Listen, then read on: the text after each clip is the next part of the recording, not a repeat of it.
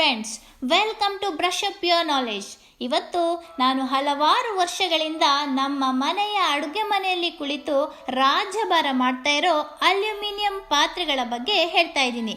ಈ ವಿಡಿಯೋನ ಕೊನೆ ತನಕ ನೋಡಿ, ನಿಮ್ಮ ಫ್ರೆಂಡ್ಸ್ಗೆ ರಿಲೇಟಿವ್ಸ್ಗೆ ಶೇರ್ ಮಾಡಿ, ಲೈಕ್ ಮಾಡಿ, ಸಬ್ಸ್ಕ್ರೈಬ್ ಆಗಿ, ಪಕ್ಕದಲ್ಲಿರೋ ಬೆಲ್ ಬಟನ್ ಒತ್ತೋದನ್ನು ಮರಿಬೇಡಿ. ನೋಡೋಕ್ಕೆ ಬೆಳ್ಳಗೆ ಹಗುರವಾಗಿರೋ ಅಲ್ಯೂಮಿನಿಯಂ ಪಾತ್ರೆ ಮಾರ್ಕೆಟ್ಗೆ ಹೋದಾಗ ನಮ್ಮನ್ನು ಅಟ್ರಾಕ್ಟ್ ಮಾಡೋದು ಸಹಜ. ಇದು ಬೇಗ ಬಿಸಿ ಆಗುತ್ತೆ, ಗ್ಯಾಸ್ ಕಡಿಮೆ ಖರ್ಚಾಗುತ್ತೆ, ಹಾಗೆ ತೊಳೆಯೋದಕ್ಕೂ ತುಂಬ ಈಸಿ. ಹಾಗಂತ ಪ್ರತಿನಿತ್ಯ ಅಡುಗೆ ತಯಾರಿಸೋದಕ್ಕೆ ಅಲ್ಯೂಮಿನಿಯಂ ಪಾತ್ರೆಯನ್ನೇ ಯೂಸ್ ಮಾಡ್ತಾ ಇದ್ರೆ ಏನಾಗುತ್ತೆ?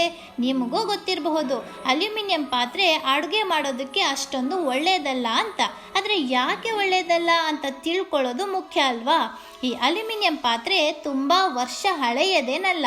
ಇದು ಕೆಲವು ದಶಕಗಳಿಂದ ನಾವು ಯೂಸ್ ಮಾಡ್ತಾ ಇರೋ ಪಾತ್ರೆ. ಇದನ್ನು ನಮ್ಮ ಭಾರತದಲ್ಲಿ ಬ್ರಿಟಿಷರು ಜೈಲಿನಲ್ಲಿರೋ ಕೈದಿಗಳಿಗೆ ಊಟ ತಯಾರು ಮಾಡೋದಕ್ಕೆ, ಊಟ ತಿನ್ನೋದಕ್ಕೆ ಬಳಸ್ತಾ ಇದ್ರು. ಅಲ್ಯೂಮಿನಿಯಂ ವೆಸಲ್ಸನ್ನು ನಾವು ಈಗಲೂ ನಮ್ಮ ಮನೆಗಳಲ್ಲಿ ಅಡುಗೆಗೆ, ಊಟಕ್ಕೆ ಉಪಯೋಗಿಸ್ತಾ ಇದ್ದೀವಿ. ಅಲ್ಯೂಮಿನಿಯಂ ಒಂದು ಮೂಲ ಧಾತು ಮತ್ತು ಬಹು ಉಪಯೋಗಿ ಲೋಹ. ಇದು ಬಹಳ ಹಗುರವಾದ ಮೂಲ ವಸ್ತು ಕೂಡ. ಬೆಳ್ಳಿಯಂತೆ ಹೊಳೆಯುವ ಬಿಳಿ ಬಣ್ಣದ ಇದನ್ನು ಯಾವುದೇ ಆಕಾರಕ್ಕೆ ಸುಲಭವಾಗಿ ತರಬಹುದು.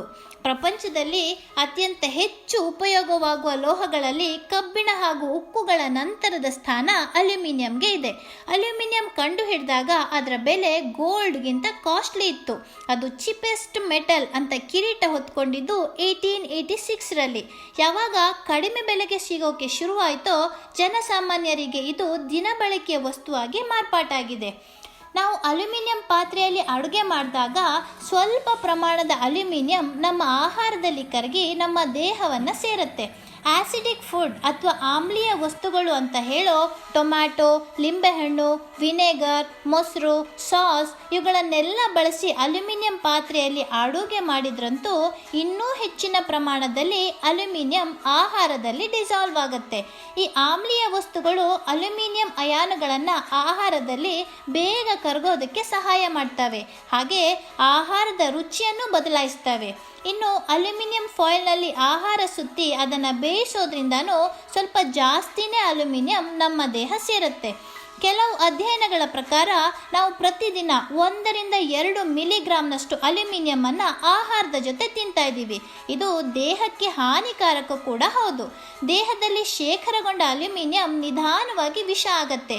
ಇವು ರಕ್ತದಲ್ಲಿ ಸೇರಿಕೊಂಡು ಬೇರೆ ಬೇರೆ ಜನರಲ್ಲಿ ಸ್ನಾಯುಗಳು, ಕಿಡ್ನಿ, ಲಿವರ್, ಮೂಳೆಗಳಲ್ಲಿ ಅಂದರೆ ಬೇರೆ ಬೇರೆ ಅಂಗಗಳಲ್ಲಿ ಸಂಗ್ರಹವಾಗುತ್ತೆ. ನಮ್ಮ ಜೀರ್ಣಾಂಗ ವ್ಯವಸ್ಥೆಗೆ ಅಲ್ಯೂಮಿನಿಯಂನಂತಹ ಲೋಹಗಳನ್ನು ಹೊರಹಾಕುವ ಸಾಮರ್ಥ್ಯ ಸೀಮಿತವಾಗಿದೆ. ಆಹಾರ ವಿಜ್ಞಾನಿಗಳು ಹೇಳೋ ಪ್ರಕಾರ ಒಬ್ಬ ವ್ಯಕ್ತಿ ಡೈಲಿ 50 ಮಿಲಿಗ್ರಾಮ್ನಷ್ಟು ಅಲ್ಯೂಮಿನಿಯಮನ್ನು ಸೇವಿಸಬಹುದು, ಅದು ಅವನ ಬಾಡಿ ಮಾಸ್ಗೆ ಅನುಗುಣವಾಗಿ. ಈ ಅಲ್ಯೂಮಿನಿಯಮನ್ನು ನಾವು ಯಾವ ರೀತಿ ಸೇವಿಸ್ತಾ ಇದ್ದೀವಿ ಅಂತ ತಿಳ್ಕೊಳ್ಳೋಣ ಬನ್ನಿ. ಬಿಸ್ಕೆಟ್ಸ್, ಕೇಕ್, ಬ್ರೆಡ್ ಹೀಗೆ ಕೆಲವು ಫ್ಲೋರ್ ಐಟಮ್ಸ್ಗಳನ್ನು ತಯಾರು ಮಾಡೋದಕ್ಕೆ ಯೂಸ್ ಮಾಡೋ ಫುಡ್ ಅಡಿಟಿವ್ಸ್ನಲ್ಲಿ, ಬೇಕಿಂಗ್ ಪೌಡರ್ಗಳಲ್ಲಿ ಆ್ಯಂಟಿ ಕೇಕಿಂಗ್ ಏಜೆಂಟ್ ಆಗಿ ಅಲ್ಯೂಮಿನಿಯಂ ಇರುತ್ತೆ.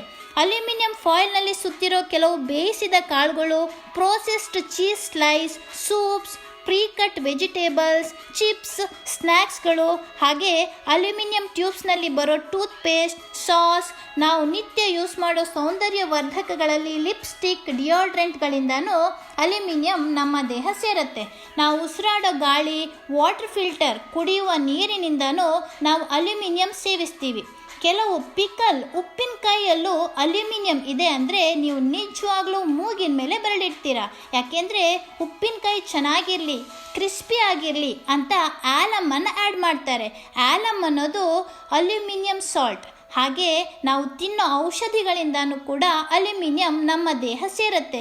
ಕೆಲವು ಭೇದಿ ನಿವಾರಕಗಳು, ಪೇನ್ ಕಿಲ್ಲರ್ಸ್, ಆ್ಯಂಟಾಸಿಡ್ಗಳಿಂದನೂ ಅಲ್ಯೂಮಿನಿಯಂ ನಮ್ಮ ದೇಹಕ್ಕೆ ಎಂಟ್ರಿ ಕೊಡುತ್ತೆ. ಇನ್ನು ಕೆಲವು ಗಿಡಮೂಲಿಕೆಗಳು, ಮಸಾಲೆಗಳು, ಟೀ ಎಲೆಗಳಲ್ಲೂ ಕೂಡ ಸ್ವಾಭಾವಿಕವಾಗಿಯೇ ಅಲ್ಯೂಮಿನಿಯಂ ಪ್ರಮಾಣ ಇದೆ.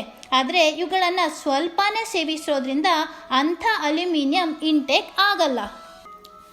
ಬೇರೆ ಮಿನರಲ್ಸ್, ವಿಟಮಿನ್ಸ್ ಥರ ಈ ಅಲ್ಯೂಮಿನಿಯಂ ನಮ್ಮ ದೇಹಕ್ಕೆ ಅಗತ್ಯವಾಗಿರೋ ಅಂಶ ಏನೂ ಅಲ್ಲ. ಈ ಅಲ್ಯೂಮಿನಿಯಂ ಪ್ರಮಾಣ ನಮ್ಮ ದೇಹದಲ್ಲಿ ಜಾಸ್ತಿ ಆಗ್ತಾ ಇದ್ದ ಹಾಗೆ ನಮ್ಮ ದೇಹಕ್ಕೆ ಅಗತ್ಯವಾಗಿರೋ calcium, copper, iron, magnesium, phosphorus, potassium, vitamin B12, vitamin B1 ಇವುಗಳ ಬ್ಯಾಲೆನ್ಸ್ ತಪ್ಪತ್ತೆ.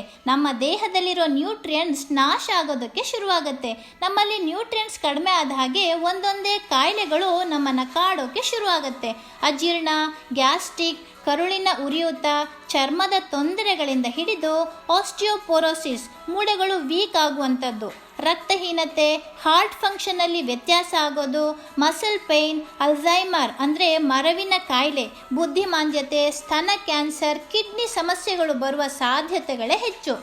ನಿತ್ಯ ವಿಷ ಉಣಿಸ್ತಾ ಇರೋ ಈ ಅಲ್ಯೂಮಿನಿಯಂನಿಂದ ಹೊರಬರೋದು ಹೇಗೆ ಅಂತ ಯೋಚನೆ ಮಾಡ್ತಾ ಇದ್ದೀರಾ? ಆದಷ್ಟು ಅಲ್ಯೂಮಿನಿಯಂ ಯುಕ್ತ ಆಹಾರ ಸೇವಿಸೋದನ್ನು ಕಡಿಮೆ ಮಾಡಿ. ಮನೆಯಲ್ಲೇ ತಯಾರಿಸಿದ ಉತ್ತಮವಾದ ಆಹಾರವನ್ನು ತಿನ್ನೋದಕ್ಕೆ ಅಭ್ಯಾಸ ಮಾಡಿ. ಅಲ್ಯೂಮಿನಿಯಂ ಫಾಯಿಲ್ನಲ್ಲಿರೋ ಆಹಾರ ಯೂಸ್ ಮಾಡೋದನ್ನು ಕಡಿಮೆ ಮಾಡಿ. ಹಾಗೆ ಅಲ್ಯೂಮಿನಿಯಂ ಪಾತ್ರೆಯಲ್ಲಿ ಆಹಾರ ಬೇಯಿಸೋದನ್ನು ಸಾಧ್ಯವಾದಷ್ಟು ನಿಲ್ಲಿಸಿ. ಹಾಗಿದ್ರೆ ಆನಡೈಸ್ಡ್ ಅಲ್ಯೂಮಿನಿಯಂ ಅಥವಾ ಕೋಟೆಡ್ ಅಲ್ಯೂಮಿನಿಯಂ ಅನ್ನು ಯೂಸ್ ಮಾಡ್ಬೋದಾ ಅಂತ ನೀವು ಕೇಳ್ಬೋದು.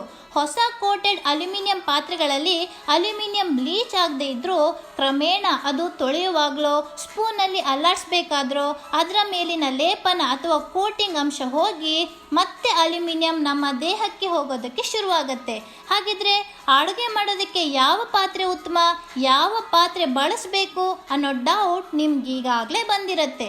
ಹೌದು, ಯಾವ ಪಾತ್ರೆಯಲ್ಲಿ ಅಡುಗೆ ಮಾಡಬೇಕು, ಯಾವ ಪಾತ್ರೆ ಆಹಾರ ಬೇಯಿಸೋದಕ್ಕೆ ಸೂಕ್ತ ಅಂತ ಖಂಡಿತವಾಗ್ಲೂ ಹೇಳ್ತೀನಿ. ನೆಕ್ಸ್ಟ್ ವಿಡಿಯೋದಲ್ಲಿ ಹೇಳ್ತೀನಿ. ಈ ವಿಡಿಯೋ ನಿಮಗೆ ಇಷ್ಟ ಆಗಿದೆ ಅನ್ಕೋತೀನಿ. ಈ ಇನ್ಫಾರ್ಮೇಷನನ್ನು ದಯವಿಟ್ಟು ನಿಮ್ಮ ಫ್ರೆಂಡ್ಸ್, ರಿಲೇಟಿವ್ಸ್ ಜೊತೆ ಶೇರ್ ಮಾಡ್ಕೊಳ್ಳಿ. ಬ್ರಷ್ ಅಪ್ ಯೋರ್ ನಾಲೆಜ್ಗೆ ಸಬ್ಸ್ಕ್ರೈಬ್ ಆಗಿ. ಪಕ್ಕದಲ್ಲಿರೋ ಬೆಲ್ ಬಟನ್ ಒತ್ತೋದನ್ನು ಮರಿಬೇಡಿ. ನಾವು ಹೊಸ ವಿಡಿಯೋ ಹಾಕಿದಾಗ ನಿಮಗೆ ನೋಟಿಫಿಕೇಷನ್ ಬರುತ್ತೆ. ಇನ್ನೂ ಯಾವುದಾದ್ರೂ ವಿಷಯ, ವಸ್ತುವಿನ ಬಗ್ಗೆ ಹೆಚ್ಚಿನ ಮಾಹಿತಿ ಬೇಕು ಅಂದರೆ ದಯವಿಟ್ಟು ಕಮೆಂಟ್ ಮಾಡಿ. Thank you.